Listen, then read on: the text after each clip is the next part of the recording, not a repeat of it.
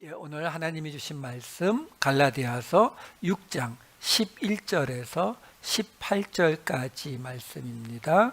갈라디아서 6장 11절에서 18절까지 말씀 제가 읽어드리도록 하겠습니다. 내 손으로 너희에게 이렇게 큰 글자로 쓴 것을 보라. 무릇 육체의 모양을 내려 하는 자들이 억지로 너희에게 할례를 받게 함은 그들이 그리스도의 십자가로 말미암아 박해를 면하려 함뿐이라. 할례를 받은 그들이라도 스스로 율법은 지키지 아니하고 너희에게 할례를 받게 하려는 것은 그들이 너희의 육체로 자랑하려 함이라. 그러나 내게는 우리 주 예수 그리스도의 십자가 외에 결코 자랑할 것이 없으니 그리스도로 말미암아 세상이 나를 대하여 십자가에 못 박히고 내가 또한 세상을 대하여 그러하니라. 할례나 무할례가 아무것도 아니로되 오직 새로 지으심을 받는 것만이 중요하니라. 무릇 이 규례를 행하는 자에게와 하나님의 이스라엘에게 평강과 긍휼이 있을지어다. 이후로는 누구든지 나를 괴롭게 하지 말라. 내가 내 몸에 예수의 흔적을 지니고 있노라.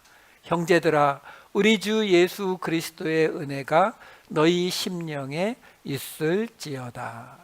아멘.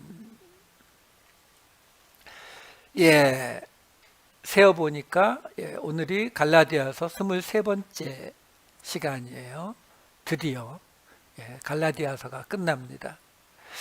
사실 지난주까지의 이야기를 가지고 사도 바울이 할 이야기는 거의 끝났거든요. 끝났는데 지금 오늘 이야기가 어떻게 시작이 되었느냐면 6장 11절 말씀 다시 볼까요? 내 손으로 너희에게 이렇게 큰 글자로 쓴 것을 보라. 논란이 많은 구절이에요. 왜 그러냐면 이게 사도 바울이 왜 갑자기 이런 말을 했을까? 끄트머리에 큰 글자로 쓴 것을 보라. 여기에 지금 이렇게 큰 글자, 이렇게 큰이라고 번역이 되어 있는 이 펠리코이스라고 하는 단어가 이렇게 큰의 번역도 되지만 이렇게 넓은, 이렇게 깊은, 이렇게 길다란, 이렇게 짧은, 그러니까 이 한국말로는 한 단어로 번역이 되지 않는 그런 단어예요. 그러니까 지금 이 펠리코이스라고 하는 단어가 신약 성경에 딱 한 군데 더 나오는데 히브리서 7장 4절에 보면은 이런 말이 나와요. 이 사람이 얼마나 높은가를 생각해 보라 이렇게 나오잖아요. 여기 얼마나 높은가라고 번역이 된 단어가 같은 단어예요. 그러니까 지금 제가 무슨 말씀을 드리는 거냐면 사도 바울이 지금 갈라디아서를 다 끝내고 마지막에 마치 인사말 같은 말을 시작하는 거거든요. 그러면서 봐라, 내가 지금 이렇게 너희에게 큰 글자로 쓴 것을 봐라 라고 말하는데 그 이렇게 큰이라는 말이 사실은 정확한 번역이라고 보기는 좀 어렵다라는 거예요. 그러니까 틀렸다는 건 아니에요. 그러니까 이렇게 큰 또는 이렇게 넓은, 이렇게 긴, 히브리서에 나왔듯이 이렇게 높은 다 되는 거거든요. 자, 이 고대 이 당시의 문화에 편지를 쓸 때에 이 높은 사람들이라고 해서 똑똑했다는 얘기는 아니에요. 왜냐하면 우리가 알다시피 서기관이라는 직책이 있었잖아요. 그렇죠? 서기관의 직책이 뭐예요? 글을 읽고 글을 쓰는 사람들이거든요. 근데 그 당시에는 그게 관직이 되었었어요. 왜? 대부분이 문맹이었으니까. 그러면 부자나 귀족들은 다 글을 알았느냐? 아니요, 안 그랬어요.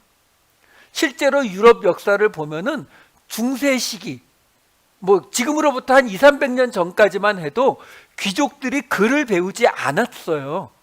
왜? 그걸 왜 내가 배워요? 사람 시키면 되지. 이 개념이었거든요. 그러니까 우리처럼 이 유교의 영향으로 공부하고 책을 보고 하는 것을 굉장히 높였던 사회하고 달라요. 그러니까 이 사람들이 편지를 쓰게 되면 어떻게 했어요? 글을 잘하는 하인 하나를 불러다가 자, 내가 부르는 대로 써 하면서 자기가 그 편지 내용을 쭉, 왜 말은 할 줄 아는 거니까 쭉 말하면 누군가가 옆에서 열심히 그걸 받아 썼다고요.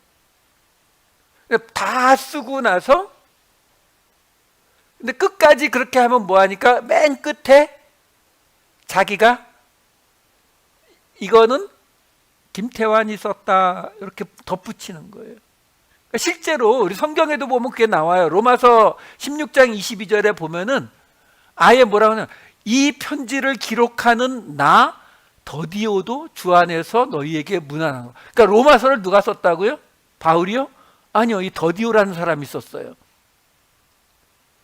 그 내용은 바울이 말한 내용이죠, 당연히. 그러니까 바울이 불러주는 대로 쓰다가 맨 끝에 가서 이걸 기록하고 있는 나 더디오도 추가로 너희에게 문안한다고 덧붙이고 있는 거예요. 그러니까 이런 식으로 편지 끝에다가 이렇게 문안 인사를 달았거든요. 실제로 그래서 이 신약 성경, 특히 사도 바울의 서신 중에도 그런 대목들이 붙어서 나오는 곳이 많아요. 고린도전서 16장 21절을 보면 이렇게 나와요. 끝에 가서 나 바울은 친필로 너희에게 문안하노니. 여기 지금 친필로라고 번역이 된 단어가 두 단어거든요. 에메케일이라고 하는 두 단어, 에메케일이라고 하는 두 단어인데 이게 오늘 우리 지금 하고 있는 본문에 사도 바울이 보라, 내가 내 손으로 이렇게 큰 글씨로 이렇게 했잖아요. 그 내 손으로가 바로 여기 지금 친필로라는 같은 단어예요. 두 단어, 에메케일이라고 하는. 그러니까 이렇게 끝에 이런 말을 쓰기는 했어요. 그래서 우리가 짐작해 볼 수 있는 게 있어요. 데살로니가 후서 3장 17절을 보면은 끝에 뭐라고 써 있냐면 나 바울은 친필로 문안하노니 이는 편지마다 표시로서 이렇게 쓰노라 이렇게 나오거든요. 그러니까 이 사도 바울이 편지를 쓰면서 대부분 자기가 쓰지 않고 아까 로마서에 나왔듯이 누군가에게 대피를 시키는데 끝에 가서는 사도 바울이 자기가 직접 내 손으로 친필로 자기가 직접 한두 줄을 씀으로써 그것이 자기가 썼다는 것을 확인하는 그 고대의 관습을 따랐구나라는 걸 우리가 짐작할 수는 있어요. 그러다 보니까 아까 나왔던 6장 11절 말씀을 다 이제 그렇게 해석을 하거든요. 사도 바울이 지금 이 갈라디아서가 끝나는 자리에 자기가 서명하듯이 그렇게 관습적으로 쓴 구절이다 이렇게 보는데, 문제가 뭐냐면 우선 사도 바울이 13편의 편지를 썼는데 그 중에 나 바울이 이렇게 친필로 쓴다라는 이 마무리를 한 거는 5개밖에 안 돼요. 그리고 아까 로마서 말씀 보여드렸지만 거기서는 더디오라는 사람이 대필했다고 했잖아요. 그러면 그 끝에라도 사도 바울이 내가 친필로 뭐 이런 말이 나와야 되는데 그 로마서에는 아예 그 말도 없어요. 그리고 5군데에서 사도 바울이 자기가 썼다라고 하는 것을 그렇게 내가 친필로 이렇게 이야기를 했지만 그 5군데는 다 어떻게 끝나느냐면은, 왜냐하면 이게 지금 마지막 서명 비슷한 개념이기 때문에 그 다음에는 길어봤자 한 줄, 2줄 정도의 인사말로 그냥 편지가 끝나는 거죠. 그러니까 편지 맨 끝에 가서 쓰는 거니까. 근데 지금 오늘 갈라디아서는 이게 11절인데 끝나는 건 18절에 가서 끝나요. 그렇다고 그 뒤가 다 인사말에만 있는 게 아니에요. 오늘 설명을 드리겠지만. 그러면 이 대목은 그렇게 그냥 인사말을 시작하는 것으로만 보기에는 조금 어렵다라는 거예요. 그리고 또 하나가 뭐냐면 이렇게 큰 글자로 이렇게 번역이 되어 있어요. 대부분의 주석책에 뭐라고 나오냐면은 이 이게 지금 바울이 눈이 안 좋았기 때문에 뭐 이런 말을 하는데 그거 아니라고 전에 말씀드렸어요. 여기 이 글자라고 번역이 된 이 그람마라고 하는 헬라어 단어가 신약 성경에 13번이 나오는데 증서, 모세의 글, 율법의 조문, 편지 이런 뜻으로만 번역이 되지 글자, 알파벳, 문자로 번역된 것은 한 번도 없거든요. 그렇기 때문에 이 대목은 어떻게 번역하는 게 맞냐면 이게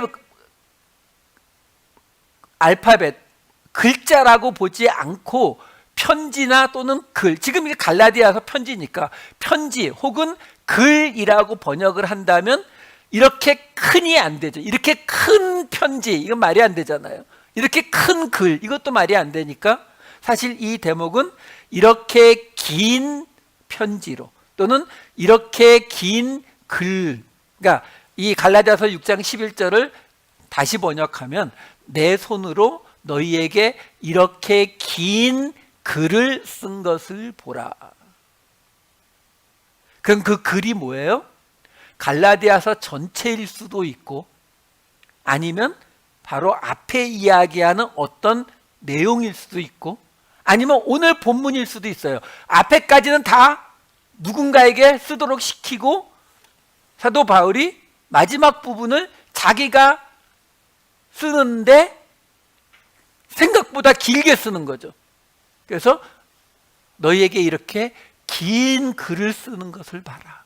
그러니까 결국 사실은 어떻게 해석하든지 이건 지금 뭔가를 강조하고 있다라는 거예요. 이걸 그냥 단순하게 이렇게 큰 글자로 쓴 문안 인사의 시작이다라고 보게 되면은 이 이야기가 별도의 이야기가 되거든요. 그러면 이 인사말 뒤에 오늘 우리가 살펴볼 긴 이야기가 들어가는 걸 설명할 길이 없어서 이렇게 제가 설명을 해드리는 거예요. 그러니까 지금 이 이야기를 통해서 사도 바울이 지금 이 갈라디아서의 맨 끝에 가서 뭔가를 더 강조하고 싶은 게 있었다라는 거예요. 그래서 오늘 설교 제목이 길게 쓴 이유가 뭐냐라는 거죠. 자, 그럼 그 다음에 이어지는 12절에서 14절까지 말씀을 다시 한번 볼게요. 여러분, 이 구절들이 정확히 무슨 뜻인지 읽으면서 한번 그 뜻을 생각해 보세요. 무릇 육체의 모양을 내려 하는 자들이 억지로 너희에게 할례를 받게 함은 그들이 그리스도의 십자가로 말미암아 박해를 면하려 함뿐이라. 할례를 받은 그들이라도 스스로 율법은 지키지 아니하고 너희에게 할례를 받게 하려 하는 것은 그들이 너희의 육체로 자랑하려 함이라. 그러나 내게는 우리 주 예수 그리스도의 십자가 외에 결코 자랑할 것이 없으니 그리스도로 말미암아 세상이 나를 대하여 십자가에 못 박히고 내가 또한 세상을 대하여 그러하니라. 자, 지금 여기 나오는 말씀을 보면은요, 뭔가 쉬운 것 같은데 조금 어렵습니다. 예를 들어서 지금 12절 같은 경우를 보셔도 뭐라고 나오냐면은 육체의 모양을 내려 하는 자들 하면 우리가 뭐가 딱 떠오르냐면 외식하는 바리새인들 이게 떠올라요. 그렇죠? 근데 지금 이 갈라디아서에서 한 이야기가 뭐예요?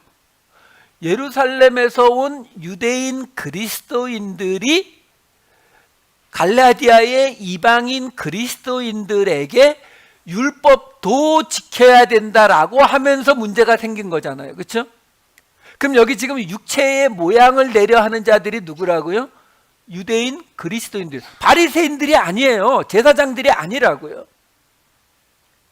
그러니까 이게 지금 어떤 외식하는 모습을 설명하고 있는 게 아니다라는 거고, 그리스도의 십자가로 말미암아 지금 이방인 그리스도인들에게 할례를 받게 하는 이유가 박해를 십자가로 말미암은 박해를 받지 않게 하려고. 이것도 좀 이상해요. 뭐가 이상하냐면요, 지금 이 갈라디아에 있는 이방인 그리스도인들이 할례를 안 받으면 박해를 받나요? 유대인들에게 박해받아요? 지금 이 사람들은 이방인 그리스도인들이에요. 저기 갈라디아 지방에 살고 있는 이 사람들이 율법을 안 지키면은 박해를 받냐고요. 할례를 안 받으면요. 여러분, 지금 유대인들에게 있어서 이방인들이 할례를 받는다라는 것은 유대인이 되는 거예요. 유대교를 믿게 된다는 거예요. 우리 창세기 34장 22절과 출애굽기 12장 48절 보면은 이렇게 나와요. 우리 중에 모든 남자가 그들이 할례를 받은 같이 할례를 받아야 그 사람들이 우리와 함께 거주하여 한 민족 되기를 허락할 것이라. 그러니까 이방인들 중에서 할례를 받으면 우리와 한 민족이 되는 게 허락되는 거예요. 그리고 출애굽기 12장 48절 보시면 너희와 함께 거류하는 타국인이 여호와의 유월절을 지키고자 하거든 그 모든 남자는 할례를 받은 후에야 가까이하여 지킬지니 곧 그는 본토인과 같이 될 것이나. 그러니까 타국인이 할례를 받으면 본토인과 같이 된다. 그러니까 이게 지금 유대인들이 가지고 있는 할례에 대한 이방인들에 대한 개념이에요. 자, 이방인이 할례를 받으면 우리 유대인이 된다는 거죠. 오케이. 그러면 갈라디아 교회에 있는 이방인 그리스도인들이 할례를 받으면 유대인 그리스도, 예루살렘에 있는 유대인 그리스도인들이 볼 때에 뭐 가서 자랑할 수는 있겠죠. 제가요, 저 사람들을, 우리 유대교를, 하나님을 믿게 만들었어요. 그럼 사람들이 잘했다, 이건 되겠는데, 저 사람들이 할례를 안 받네요. 그럼 유대인들이 그럼 가서 때려 죽이자 이렇게 나와요? 안 나와요. 왜? 상관이 없죠. 이방인들이 할례를 받든 말든, 그렇죠? 율법을 지키든 말든. 여러분, 사도행전에 보면은 그 모습이 이렇게 나와요. 사도행전 21장 20절에서 21절 보면은 사도 바울이 예루살렘에 갔을 때 그 바울에 대해서 그 예루살렘에 있던 장로들이 말하는 거예요. 그들이 듣고 하나님께 영광을 돌리고 바울더러 이르되 형제여, 그대도 보는 바에 유대인 중에 믿는 자 수만 명이 있으니. 유대인 그리스도인들이에요. 바리새인 제사장들이 아니고 유대인 그리스도인들, 믿는 자 수만 명이 있으니 다 율법의 열성을 가진 자라. 내가 이방에 있는 모든 유대인을 가르치되 모세를 배반하고 아들들에게 할례를 행하지 말고 관습을 지키지 말라 한 다음을 그들이 들었도다. 지금 사도 바울이 이방인들이 할례를 받지 말라고 했다고 해서 지금 문제가 되는 거예요? 아니요. 이방에 있는 유대인들한테 너 할례 받지 말라고 자식들 할례 안 줘도 된다고 했다며, 그것 때문에 지금 화난 사람들이 예루살렘에 가득이야. 지금 이 말 하고 있는 거예요. 이방인이 할례 받고 안 받고 아무 상관없어요. 그래서 이 다음에 24, 25절에 이렇게 이어져요. 사도 바울이 그거에 동의해가지고 그들을 데리고 함께 결례를 행하고 그들을 위하여 비용을 내어 머리를 깎게 하라. 그러면 모든 사람이 그대에 대하여 자식들에게 할례 주지 말고 율법 안 지켜도 된다고 한 그 말이 사실이 아니고 그대도 율법을 지켜 행하는 줄로 알 것이라. 주를 믿는 이방인에게는 우리가 우상의 제물과 피와 목매어 죽인 것과 음행을 피할 것을 결의하고 편지하였느니라 하니.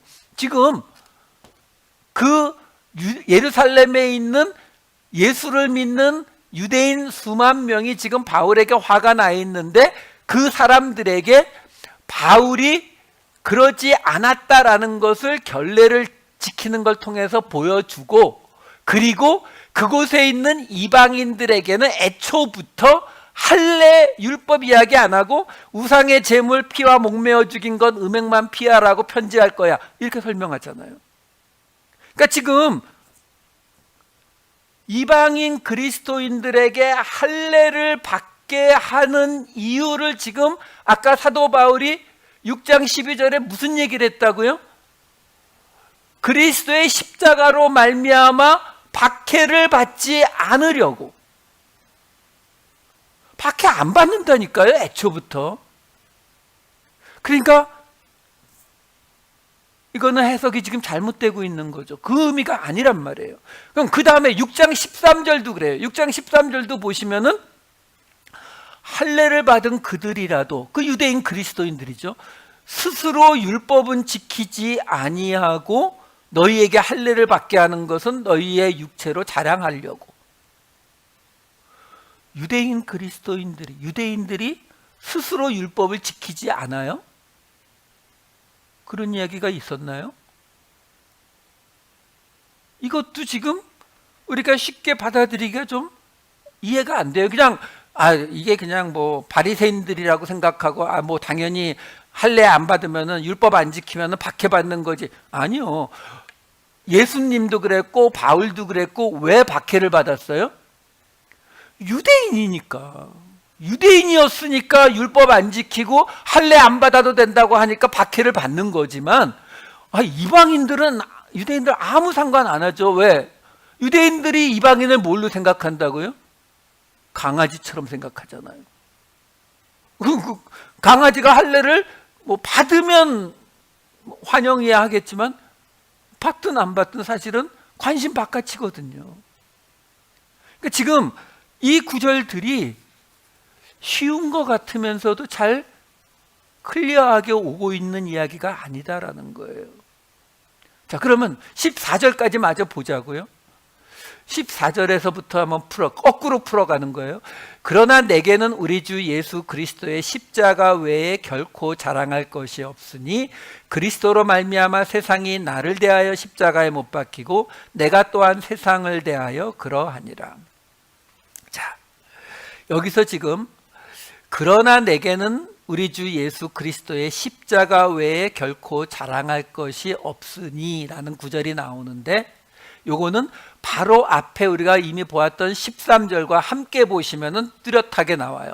13절의 뒷부분에 뭐라고 나오냐면은 너희에게 할례를 받게 하려는 것은 그들이 너희의 육체로 자랑하려 함인데, 근데 나는 예수 그리스도의 십자가 말고는 자랑할 게 없다. 이렇게 지금 서로 대조를 시키고 있는 거거든요. 그러면 여기서 우리가 하나 포인트를 잡을 수 있는 거예요. 뭐냐면 지금 육체로 자랑하려는 것과 그리스도의 십자가로 자랑하려는 것 두 가지를 지금 사도 바울이 대조하고 있는 거거든요. 그들은 너희에게 할례를 받고 율법을 지켜야 한다라고 하는데, 사도 바울이 말하는 거죠. 그 이유가 너희의 육체로 자랑하려고 한다. 좀 클리어하게 잘 안 오지만 나중에 설명드릴게요. 육체로 자랑하려고 하는 것인데, 사실 나는 그리스도 예수의 십자가 말고는 자랑할 게 없다라고 하면서 육체를 자랑하는 것과 십자가를 자랑하는 걸 대조하고 있거든요. 자, 여기서 우리는 이 앞에 어떤 이야기들이 있었는지를 잠깐 볼게요. 5장 17절, 5장 보시면은 육체의 소욕은 성령을 거스르고 성령은 육체를 거스르나니, 이런 대목이 나왔고, 19절을 보시면 육체의 일은 분명하니 음행과 더러운 것과 호색과라고 나왔고, 이어지는 22절 23절은 오직 성령의 열매는 사랑과 희락과 화평과 하면서 나왔었죠. 지금 오늘 지금 보고 있는 이 6장 이 말씀 앞에 있는 5장 뒷부분에 무슨 이야기가 있었다는 거냐면 육체와 성령을 대조하고 있었다고요. 육체와 성령을 반대로. 그래서 이 이야기가 뭘로 끝났냐면은 이어지는 5장 24에서 26절 보면은 그리스도 예수의 사람들은 육체와 함께 그 정욕과 탐심을 십자가에 못 박았느니라. 만일 우리가 성령으로 살면 성령으로 행할지니 헛된 영광을 구하여 서로 노엽게 하거나 서로 투기하지 말지니라.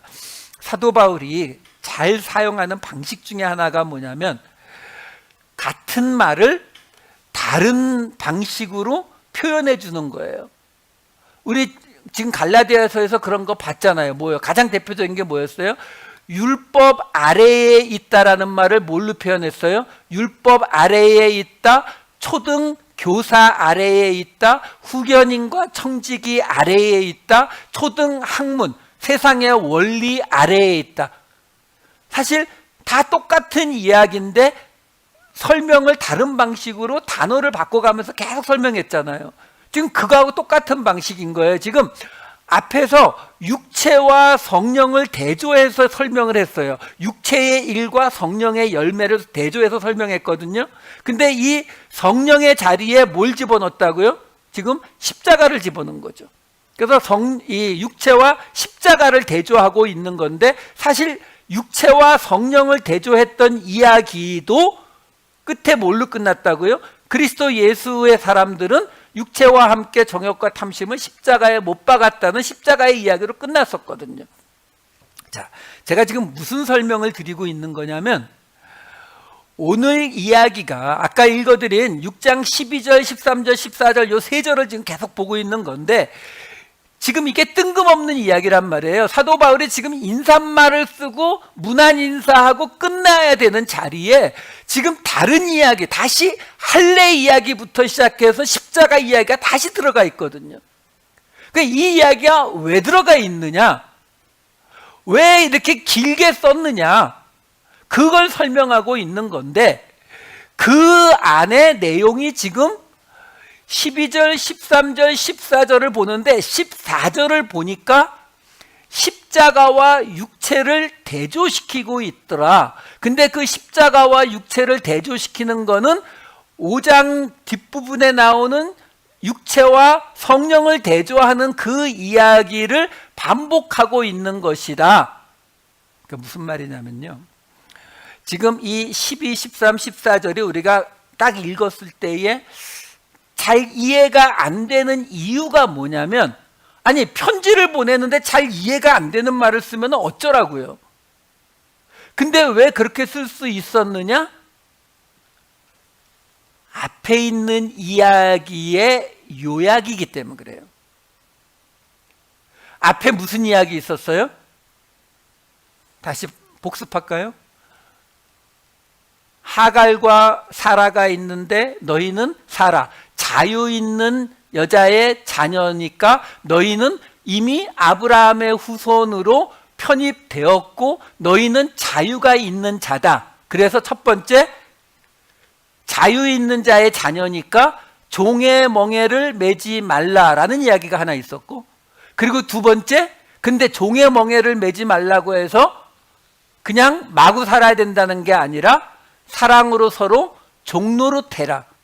그래서 사랑으로 종노릇하는 것이, 그 안에 무슨 이야기가 있었어요? 바로 육체의 일은 현저하니 시기와 질투와 성령의 열매 9가지, 그래가지고 지지난주에 나왔던 서로 대신 짐을 져라, 서로 대신 십자가를 져라, 이 이야기가 앞에 있었잖아요.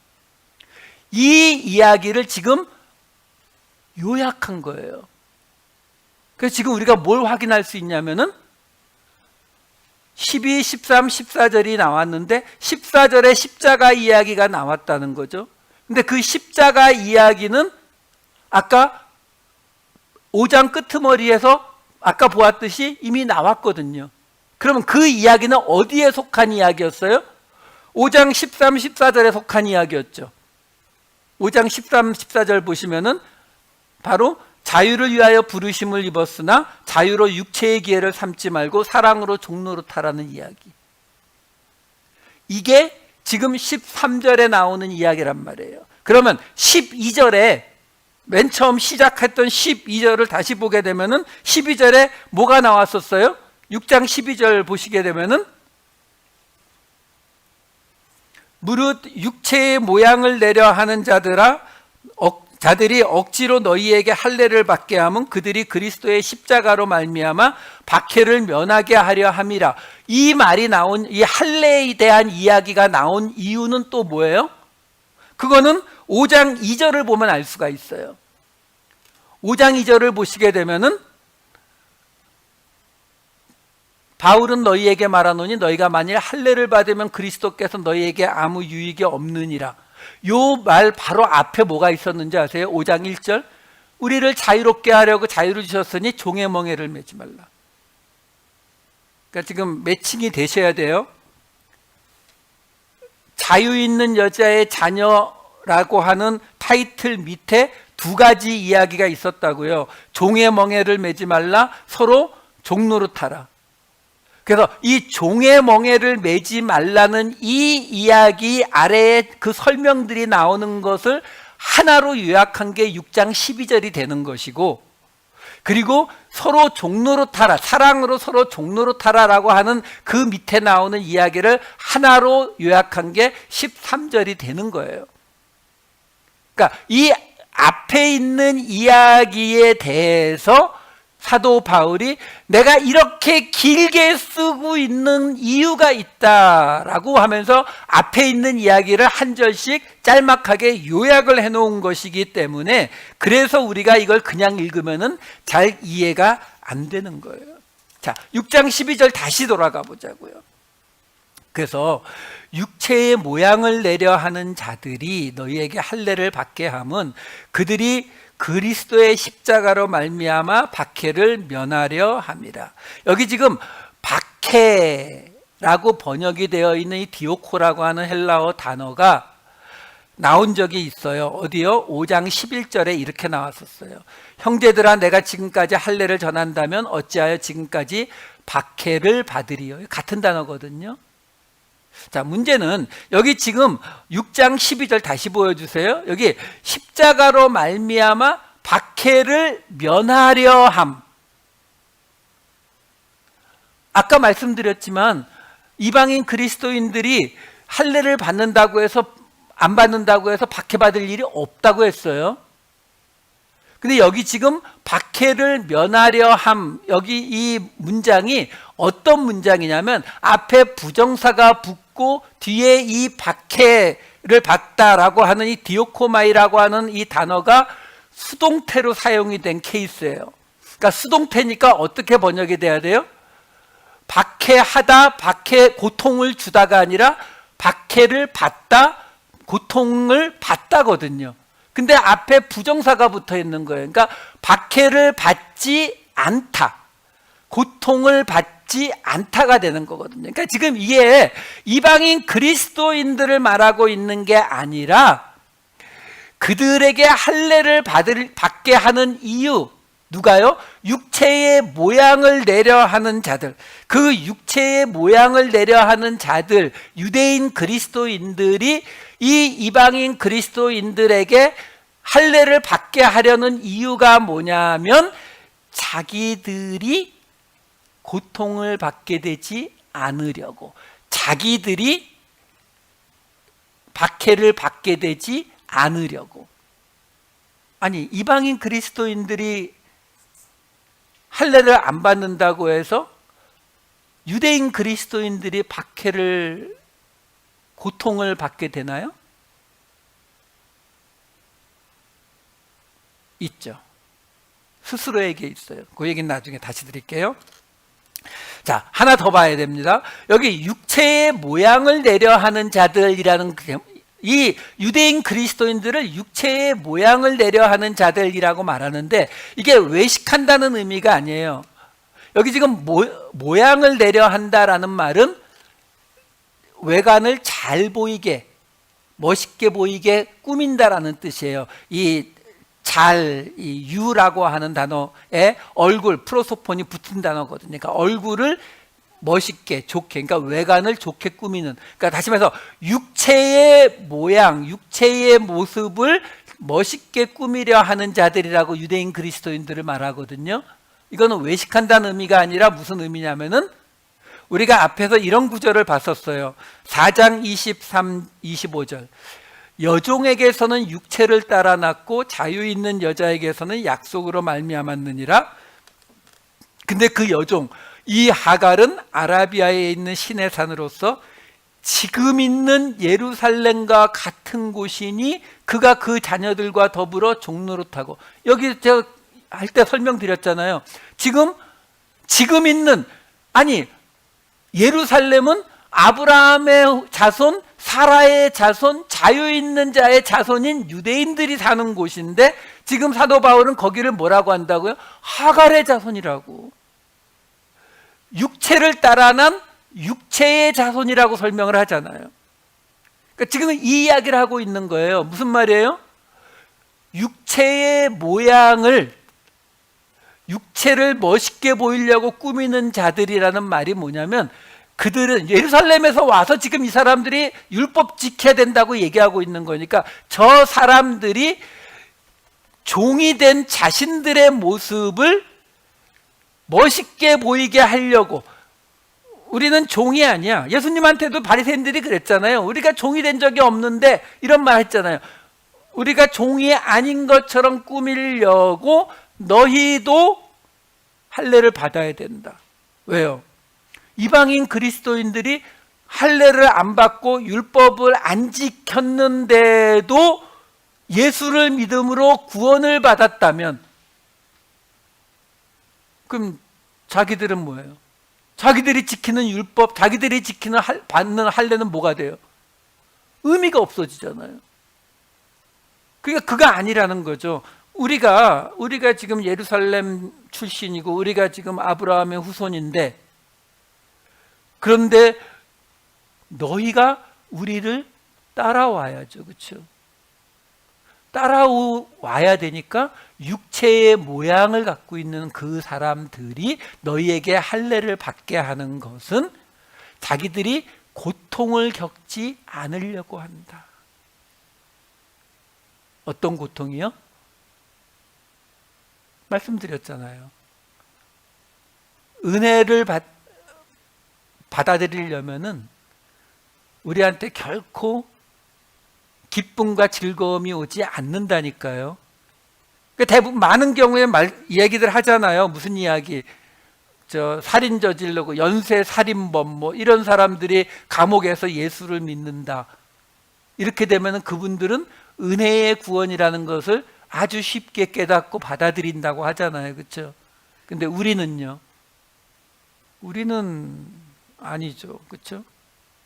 아니, 저 바깥에서 지금 뭐 도둑질하고 뭐 남 때리고 또는 뭐 욕먹을 짓 한 그런 사람들이 있는데, 그래도 우리는 그 사람들보다는 나름 그래도, 그렇죠?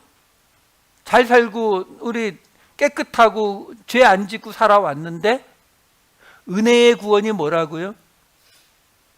그냥 하나님 은혜로 구원해 주시니 감사합니다. 이거는 은혜 깨달은 모습이 아니죠. 은혜의 구원은 우리가 그렇게 쉽게 받아들일 수 있는 개념이 아니라니까요. 어느 날 갑자기 저 마약을 하고 뭐 저 살인을 저지르고 저 뭐 강도질을 한 저 사람과 내가 똑같다라고 말하는 게 은혜의 구원이에요. 그러니까 이방인 그리스도인들이 할례를 받지 않으면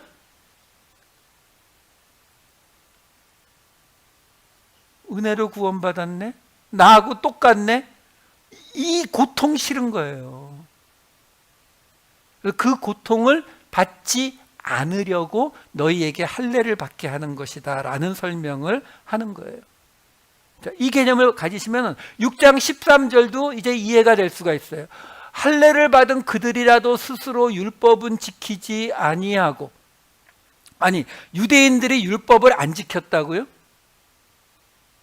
지켰죠. 그럼 사도 바울은 무슨 말을 하는 거예요? 이것도 우리가 이미 앞에서 다 본 이야기예요. 5장 3절 4절 볼까요?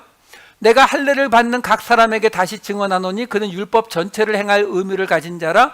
율법 안에서 의롭다함을 얻으려 하는 너희는 그리스도에게서 끊어지고 은혜에서 떨어진 자로다. 왜요? 할례도 받으면 안 돼요? 이제 예수님이 금하셨으니까 받으면 안 된다는 거예요? 아니죠. 이렇게 나오잖아요. 5장 17, 18절.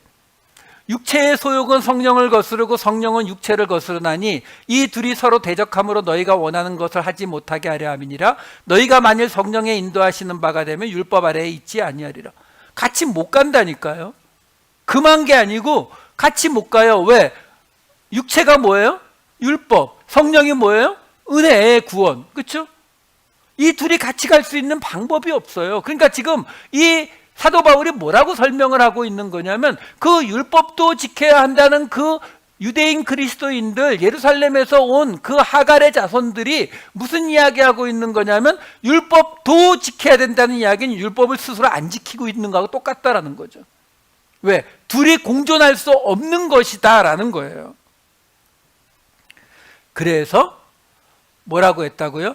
그래서 그들이 너희에게, 이 6장 13절 다시 한번 보여주세요. 13절. 그래서 할례를 너희에게 받게 해서 그들이 너희의 육체로 자랑하려고 했다라는 거예요. 무슨 말이에요? 자기들은 지금 율법을 지키고 있죠. 할례도 받았어요. 근데 그 상태에서 지금 예수를 믿었잖아요. 근데 그 율법을 지키는 정확히는 율법주의죠. 그 율법주의와 은혜의 구원은 같이 갈 수가 없는 거거든요. 그러니까 결국 그들은 자신들이 스스로 율법을 지키지 아니하고 있는 건데, 근데 너희들에게 율법 할례를 받게 하는 이유가 뭐냐? 네가 해봐. 네가 할례를 받아서 은혜의 구원과 율법이 같이 공존하는 걸 보여주면, 그러면 되죠. 그러면 봐도 되는 거잖아. 그럼 여기서 성공하면 나는 어떻게 돼요? 나는 이미 율법도 지키고 할례도 받고 그리고 예수를 믿는 사람이니까. 그러면 내 말이 맞다니까. 이걸 너희의 육체로 자랑하려 합니다 라고 설명하는 거죠. 자, 그래서 이제 아까 보았던 6장 14절에 십자가 이야기가 나오는 거예요. 그러나 내게는 주 예수 그리스도의 십자가 외에 결코 자랑할 것이 없으니 그리스도로 말미암아 세상이 나를 대하여 십자가에 못 박히고 내가 또한 세상을 대하여 그러하니라. 또 좀 어려워요. 무슨 말이냐면 세상이 나를 대하여 십자가에 못 박히고 내가 세상을 대하여 그러하니라. 자, 두 가지 이야기죠. 하나는 세상이 십자가에 못 박혔고, 그렇죠? 나를 대하여. 또 하나는 내가 십자가에 못 박혔죠. 세상을 대하여. 그러면 이걸 지금 어떻게 해석을 해야 될 거냐 하는 거예요. 내가 십자가에 못 박히는 건 우리가 쉽게 알죠. 뭐요? 뭐 갈라디아서에도 나와요. 2장 20절 말씀 보면은 나오죠. 내가 그리스도와 함께 십자가에 못 박혔나니 그런즉 이제는 내가 사는 것이 아니요 오직 내 안에 그리스도께서 사시는 것이라. 이제 내가 육체 가운데 사는 것은 나를 사랑하사 나를 위하여 자기 자신을 버리신 하나님의 아들을 믿는 믿음 안에서 사는 것이라. 자, 내가 십자가에 못 박히는 것은 우리가 쉽게 알아요. 아, 내가 죽는 거, 그렇죠? 십자가에서 내가 죽고 내 안에 그리스도께서 사시는 것. 근데 그게 정확히 무슨 의미죠? 내가 죽고 내 안에 그리스도가 산다는 게 정확히 무슨 의미예요? 그냥 보니까 죽었나요? 보니까 나는 안 보이고 그리스도만 보여요? 그건 아니잖아요. 요 갈라디아서 2장 20절 바로 이어지는 21절이 이런 말씀이에요. 내가 하나님의 은혜를 패하지 아니하노니 만일 의롭게 되는 것이 율법으로 말미암으면 그리스도께서 헛되이 죽으셨느니라. 지금 앞에 내가 죽고 내 안에 그리스도께서 사셨다라는 이야기를 하면서 하나님의 은혜를 패하지 않는다고요. 그러니까 내가 죽고 내 안에 그리스도가 산다는 말이 뭐라고요? 은혜라는 말이에요. 은혜. 아까 말씀드렸잖아요. 여러분, 은혜라는 말은 그렇게 달콤한 말이 아니라니까요. 내가 죽는 것을 받아들여야 은혜가 되는 거라니까요. 우리 잘 알잖아요. 1만 달란트 탕감받은 사람이 은혜인데 그 은혜가 되려면 뭐가 따라온다고요? 100데나리온을 용서해 줄 수 있어야 된다니까요. 그 100데나리온이 뭐라고요? 아까 말씀드린 거요. 저 길에 있는 강도 살인범하고 나하고 똑같아지는 거잖아요. 왜? 나는 1만 달란트 빚을 탕감받았어요. 그럼 내 재산은 제로. 저 사람 나한테 100데나리온 빚이 있어요. 내가 탕감해주면 저 사람 재산은 제로, 똑같아지는 거거든요. 그러니까 은혜라고 하는 것이 우리가 은혜로 구원받는다는 것만 자꾸 생각하시는데, 은혜의 가장 기본적인 개념이 뭐냐면 내가 저 욕 들어먹는 사람들하고 같은 수준으로 내려가느냐의 문제라니까요. 그게 내가 죽고가 되는 거예요. 근데 그러려면 그걸 우리가 좀 어렵게 말하면 뭐예요? 내 기준이 죽고 내 안에 그리스도의 기준으로 살아가는 것, 이게 십자가의 개념이라고요. 자, 내가 죽고 내 안에 그리스도가 산다라는 이 개념이 은혜의 개념, 십자가에 못 박힌다는 개념은 우리가 쉽게 이해가 된다니까요. 근데 지금 사도 바울은 두 가지를 이야기하는데 뭘 먼저 이야기했어요? 세상이 나에 대하여 십자가에 못 박히고 나도 세상에 대하여 그러하니라. 어떤 게 주절이에요? 이거요. 세상이 나에 대하여 십자가에 못 박히고, 세상이 십자가에 못 박힌다는 말은 뭐예요? 아니, 내가 십자가에 못 박히는 거는 내 기준이 죽고 그리스도의 기준으로 살아간다는 의미라면, 그럼 세상이 나에 대하여 죽는다는 말은 뭐예요? 뭐 똑같겠죠. 세상이 가지고 있는 기준이 죽고, 그러니까 세상이 나에 대해서 가지고 있는 기준이 죽고, 세상이 나에 대해서 가지고 있는 기준이 뭐예요? 사도 바울이 맨날 이야기하던 거 있잖아요. 빌립보서 3장 5절에서 6절, 8절. 나는 8일 만에 할례를 받고 이스라엘 족속이요 베냐민 지파요 히브리인 중에 히브리인이요 율법으로는 바리새인이요 열심으로는 교회를 박해하고 율법의 의로는 흠이 없는 자라. 이게 세상이 바울에 대해서 가지고 있는 기준이죠. 아, 저 사람은 바리새인이고 율법에 흠이 없고, 그 기준을 갖고 있다고요. 근데 8절에 뭐라고 해요? 이 모든 것을 해로 여김은 내 주 예수를, 그리스도 예수를 아는 지식이 가장 고상하기 때문이라 내가 그를 위하여 모든 것을 잃어버리고 배설물로 여김은 그리스도를 얻고자. 정리하자고요. 지금 우리는 이 14절의 뒷부분을 지금 보고 있는데, 거기서 사도 바울이 뭐라고 하냐면은 내가 세상에 대하여 십자가에 못 박히고 세상도 나에 대하여 십자가에 못 박혔다라는 말을 하고 있었거든요. 그 말이 뭐냐면, 나는 세상에 대해서 내가 가진 기준을 포기하고, 뭐 십자가에 못 박혀 죽은 거니까 포기하고, 세상은 나를 대해서 세상이 가지고 있는 기준을 십자가에 못 박았다, 그 기준을 포기했다, 이 뜻이에요.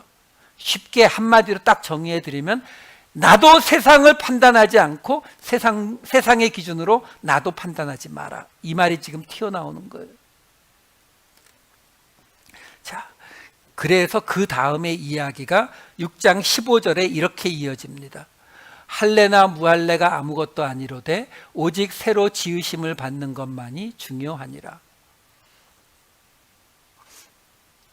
아니, 지난 23주 동안 갈라디아서 처음에 어떻게 시작했는지 기억하세요? 내가 전한 복음이 아닌 다른 복음을 전하면 어떻게 한다고요? 천사라도 저주를 받을 거라고 시작했던 게 이 갈라디아서예요. 근데 그 다른 복음이 지금 무슨 이야기였어요? 율법. 그렇죠? 할례 받아야 되고 율법도 지켜야 된다, 그거였거든요.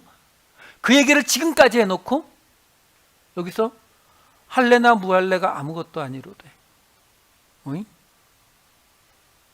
근데 이 문장에는요, 사실 번역되지 않았지만 앞에 가르라고 하는 접속사가 하나 붙어 있어요. 영어로 치면 because예요. 그걸 넣어서 앞에 있었던, 요 바로 우리가 금방 앞에서 보았던 내가 세상에 대해서 십자가에 못 박히고 세상이 나에 대해서 십자가에 못 박혔다는 그 이야기와 연결해서 제가 직역을 다시 해드릴게요. 할례를 받게 해서 육체로 자랑하려는 사람들과는 달리 나는 그리스도의 십자가 외에는 자랑할 것이 없는데, 내가 세상을 판단하거나 정죄하지 않고, 다시 말해서 내가 십자가에 못 박혔고 나도 세상의 기준으로 판단되어지지 않는데 세상도 십자가에 못 박혔기 때문에, 왜냐하면 할례나 무할례나 아무것도 아니고 오직 새로 지으심을 받는 것만이 중요하기 때문이다.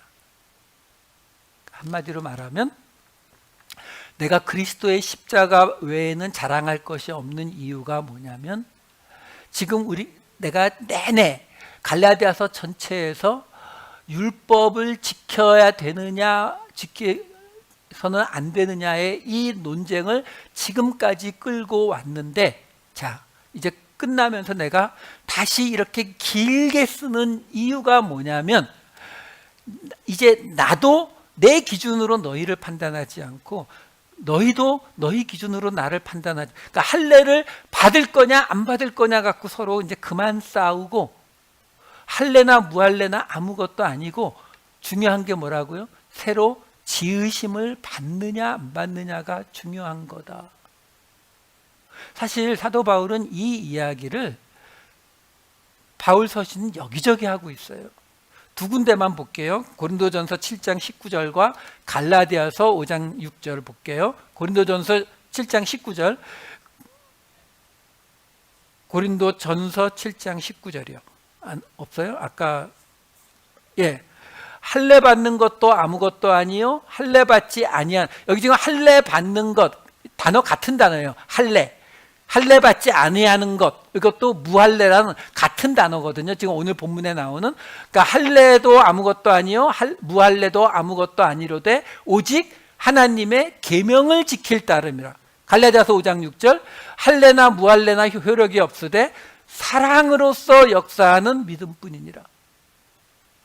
오늘은 지금 할례나 무할례나 아무것도 아니로되 새로 지으심을 받는 것만이 중요하다.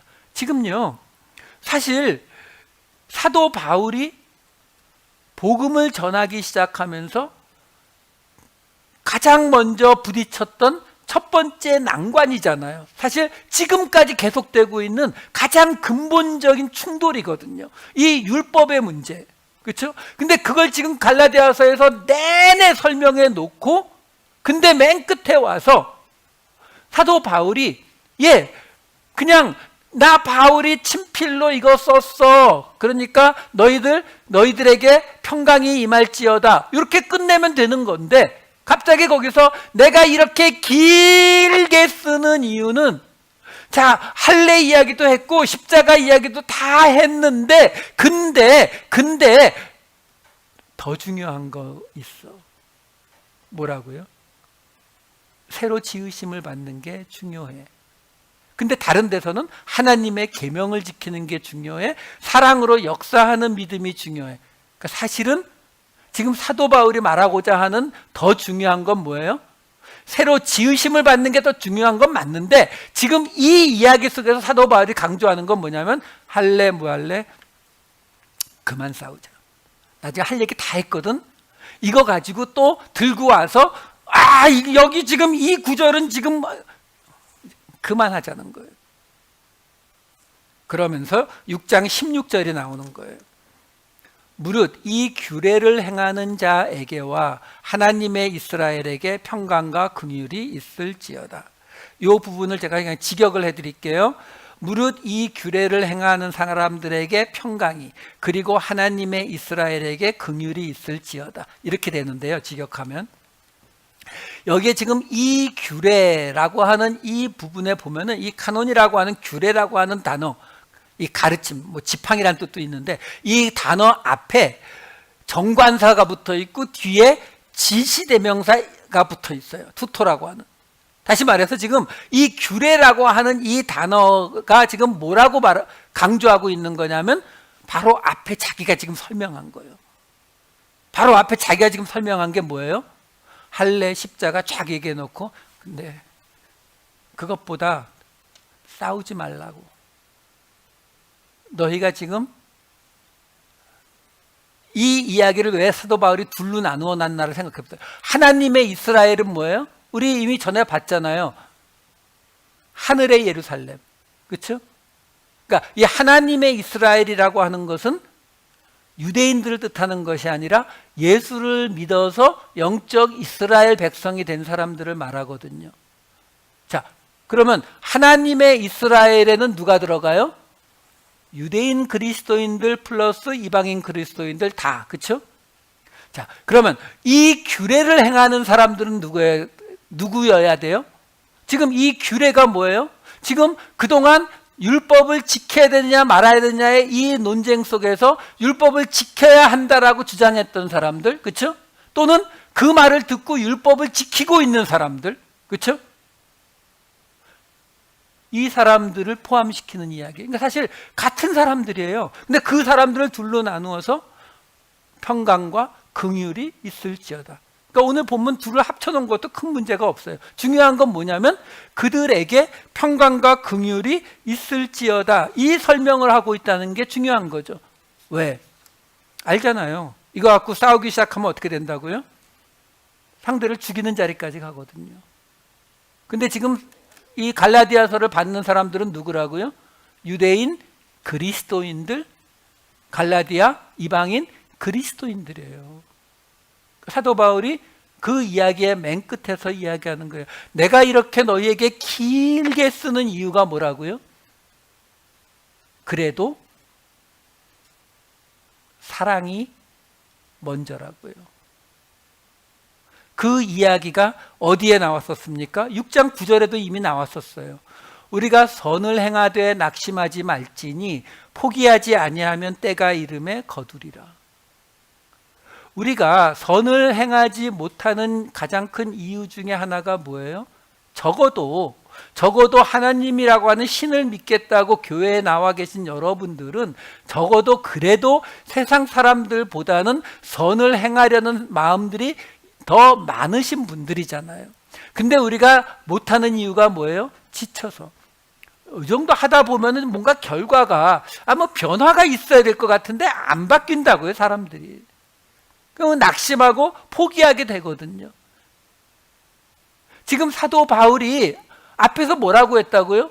천사라도 저주를 받을 거라고요. 자기가 가서 끼껏 복음 전해놨더니 거기에 와가지고 율법도 지켜야 한다는 그 유대인 그리스도인들이 얼마나 얄미웠겠어요. 그러니까 지금 우리가 보았듯이 그동안 갈라디아서에서 내내 보았듯이 그것이 잘못되었다는 것을 열심히 이야기했잖아요. 근데 그 이야기를 다 마치고 나서 맨 마지막에 그런데 내가 지금 이렇게 또 한번 길게 쓰는 이유가 너희들 이 이야기 가지고 서로 싸워서 우리 잘 알죠. 카톨릭에서 개신교가 분리될 때 서로 싸워서 서로 엄청나게 죽였죠. 아일랜드 같은 경우는 얼마 전까지도 신교와 구교 싸워서 서로 죽였잖아요. 아니요, 이슬람이나 뭐 다른 종교는 생각하지 말자고요. 지금 왜? 그리스도인들 안에서의 이야기예요. 사도 바울이 이야기하는 거죠. 이제 너희들에게 알려줄 거 다 알려줬으니까 이제 더 중요한 거는 너희가 한 공동체라는 거 깨닫고 함께 갈 수 있는 것이 더 중요하다. 그 이야기로 이 갈라디아서를 마치는 거예요. 사실 지난 23주간 보았던 이 갈라디아서에서 사도 바울의 그 많은 논리와 그 지식과 그 많은 설명보다도 사실 이 구절을 여기에 집어넣었다는 그 사실이 저에게는 더 놀라워요. 왜? 우리가 그렇잖아요. 은혜, 사랑을 이야기하지만 지식에서 끝나죠. 목사가 그래요. 맨날 그렇게 하라고 설교는 하지만 제가 직접 하는 거하고는 다른 문제죠. 그렇죠? 근데 사도 바울은 지금 여기에다가 이 구절을 마무리로 집어넣고 있는 거죠. 다 알려줬지만 더 중요한 것은 서로 사랑하는 거라고, 더 중요한 것은 선을 행하는 거라고, 선을 행하면서 하나님의 때가 오기를 기다리는 거라고, 이 이야기로 갈라디아서를 마무리하더라라는 거죠. 여러분, 우리도 지금 하나님의 말씀을 믿잖아요. 하나님의 말씀을 정확히 아는 것은 너무너무 중요합니다.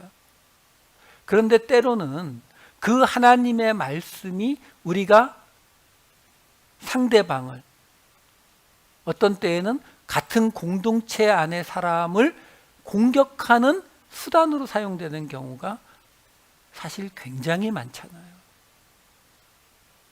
오늘 이 사도 바울의 자리, 선으로 악을 이겨야지 악과 싸우다 보면 내가 악이 되는 경우가 굉장히 많습니다. 이 자리, 사도 바울이 이토록 길게 쓴 이 이유가 한번 그런 게 있구나 해서 끝나지 마시고 이번 새로운 한 주 또 어린이날도 있고 어머니날도 있고 그런 주잖아요. 사실 우리를 가장 상처 주는 게 누구죠? 가족, 그렇죠? 가까운 사람. 먼 사람은 안 보면 되니까.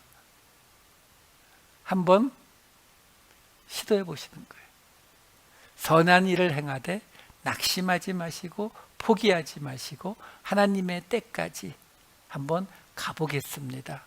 이 일주일 또 한번 말씀대로 살아보겠노라 결단하시는 저와 여러분 되시기를 우리 주님의 이름으로 축원합니다. 기도하시겠습니다. 사랑이 많으신 아버지 하나님, 저희로 이 갈라디아서를 무사히 마치게 하여 주시니 감사를 드립니다. 율법에 대해, 은혜의 복음에 대해 긴 설명을 마친 사도 바울이 나도 너희를 판단하지 아니하리니 너희도 판단하는 것을 십자가에 못 박으라고, 예수님이 가늠하다 끌려온 여인에게 하신 것처럼 나도 너를 정죄하지 아니하겠다는 그 말씀으로 기억하게 하여 주시옵소서. 저희로 주님의 복음을 온전히 깨닫되 정죄와 비난을 위한 것이 아니라 사랑과 희락과 화평과 그 성령의 열매를 위한 것이 되어서 우리의 사랑이 울리는 꽹과리가 되지 않게 하여 주시옵소서. 감사드리옵고 이 모든 말씀 우리 주 예수 그리스도의 이름으로 기도하옵나이다. 아멘.